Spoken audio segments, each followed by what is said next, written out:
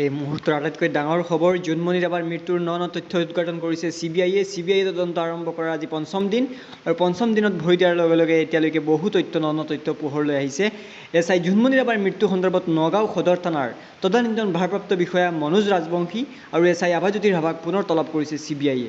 CBIয়ে পুনৰ তলব কৰিছে তদানীন্তন ভাৰপ্ৰাপ্ত বিষয়া নগাঁও সদৰ মনোজ ৰাজবংশী আৰু এছআই আভাজ্যোতি ৰাভাক পুনৰ তলব CBIৰ। জুনমনি ৰাভাৰ মৃত্যুৰ পিছত অডিঅ' কল ভাইৰেল হোৱা গাড়ী চালক অনিল ভূঞাকো তলব কৰিছে CBIয়ে। পূৰ্ণ গতিত চলিছে CBIৰ তদন্ত।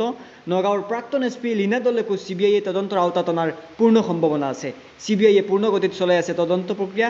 আশা প্ৰকাশ কৰা হৈছে কিছুদিনৰ ভিতৰত CBIয়ে প্ৰকৃত ৰহস্য উদ্ঘাটন কৰিবলৈ সক্ষম হ'ব। এই মুহূৰ্তৰ আটাইতকৈ ডাঙৰ খবৰটো হ'ল নগাঁৱৰ প্ৰাক্তন SP লীনা দলেকো CBIয়ে তদন্তৰ আওতাত অনাৰ পূৰ্ণ সম্ভাৱনা আছে। কাৰণ ইতিমধ্যে তদানীন্তন ভাৰপ্ৰাপ্ত বিষয়া নগাঁও সদৰ থানাৰ মনোজ ৰাজবংশী আৰু এছআই আভাজ্যোতি ৰাভাক পুনৰ তলব কৰিছে CBIয়ে। জুনমনি ৰাভাৰ মৃত্যুৰ পিছত অডিঅ' কল ভাইৰেল হোৱা গাড়ী চালক অনিল ভূঞাকো তলব কৰিছে CBIয়ে। অৰ্থাৎ CBIয়ে পূৰ্ণ গতিত চলাই আছে তদন্ত প্ৰক্ৰিয়া আৰু সম্ভাৱনা প্ৰকাশ কৰা হৈছে যে নগাঁৱৰ SP লীনা দলেকো তদন্তৰ আওতাত অনা হ'ব পাৰে।